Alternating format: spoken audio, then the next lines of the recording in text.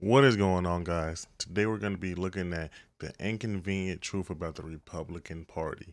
We already did the inconvenient truth about the Democrat Party. Now this is the Republican Party. Let's get right into it. Racist, sexist, Republican, these words are virtually interchangeable, at least according to most professors, journalists, and celebrities.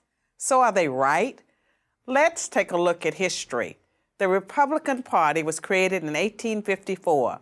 The first Republican Party platform, adopted at the party's first national convention in 1856, promised to defeat, quote, those twin relics of barbarism, polygamy, and slavery. Those twin relics were spreading into the Western territories.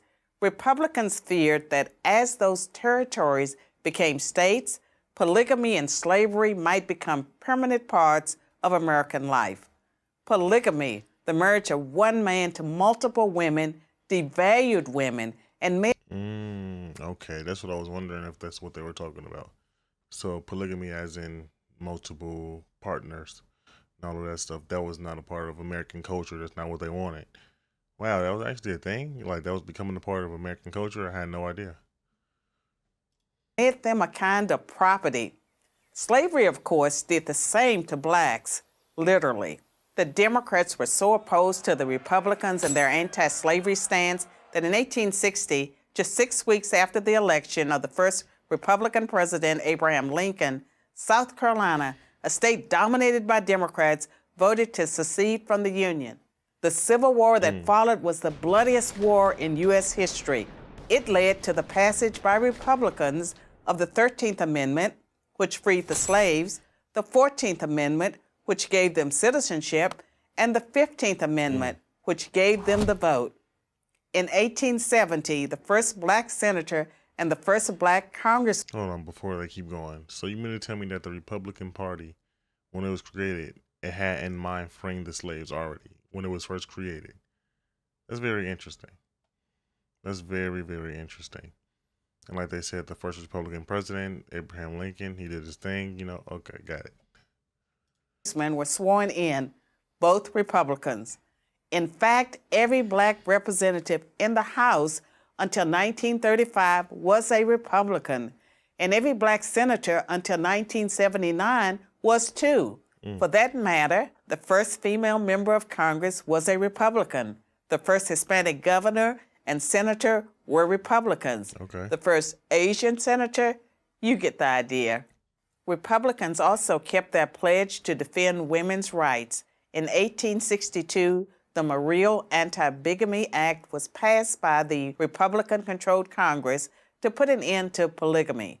In 1920, after 52 years of Democratic Party opposition, the 19th Amendment was ratified thanks to the Republican Congress, which pressured Democratic President Woodrow Wilson to drop his opposition to women's rights. Really? So that was the Republican Party that passed the 19th Amendment.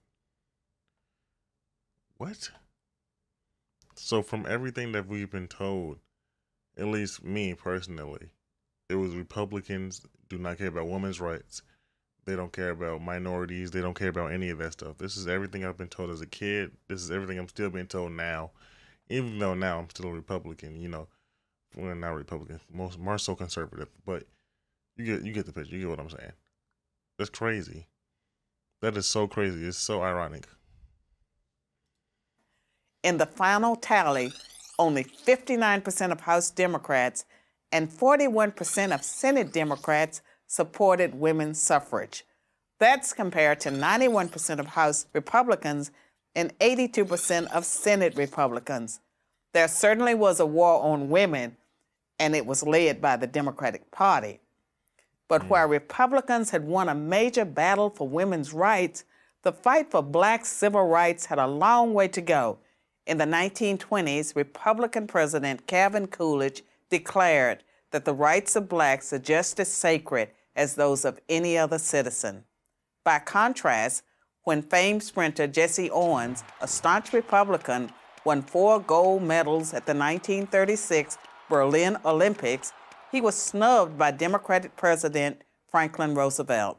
Roosevelt only invited white Olympians to the White House. Wow. 2 decades later, it was a Republican president, Dwight Eisenhower, who sent the 101st Airborne Division to escort black students into Little Rock Central High when Arkansas Governor Orville Forbes, a Democrat, refused to honor a court order to integrate the state's public schools. The Civil Rights Act of 1960, which outlawed poll taxes and other racist measures meant to keep blacks from voting, was filibustered by 18 Democrats for 125 hours. Not one Republican senator opposed the bill. Its follow-up. So from what I'm understanding right now, it seemed like the Democrats were the ones that were actively, not just, passively, but they were actively opposing all of these laws to, end segregation and to do all of these things that would be more, I hate to use this word because it's just so overused now, but inclusive. Back then, inclusivity was actually needed. Now, come on, inclusivity. But back then, I guess you could say it was, more needed, it had to be a better, way to do things back then. But yeah. A bill, the Civil Rights Act of 1964, is one of the landmark pieces of legislation in American history. That, too, survived a filibuster by Democrats thanks to overwhelming Republican support. But you might be thinking, all that's in the past. What have Republicans done for women and blacks lately? The answer you'd hear from professors, journalists, and celebrities is not much. And this time they'd be right. They'd be right because the Republican Party treats blacks and women as it treats everyone, as equals. The Democratic Party never has, and it still doesn't. Today's Not gonna lie, that really just saved this whole entire thing for me. Cause like, all right, I don't really want anybody to cater specifically towards like somebody like me or a woman or anything like some type of minority for no reason. That really just saved the fact that she just said that. You might ask, what are Republicans doing for, women and, black people now? Nothing, because they're treating them the same. That was nice. I like it. Very good answer. Democrats treat blacks and women as victims who aren't capable of succeeding on their own. The truth is, this is just a new kind of contempt. So there is a party with a long history of racism and sexism, but it ain't the Republicans. I'm Carol Swain for Prager University. Okay. That was a good video by Prager U. The inconvenient truth about the Republican Party.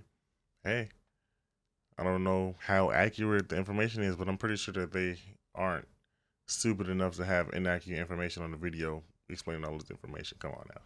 Come on. PragerU is better than that. But with that being said, that was a good video. My name is Yayadi. If you enjoyed the video, like and subscribe. Peace.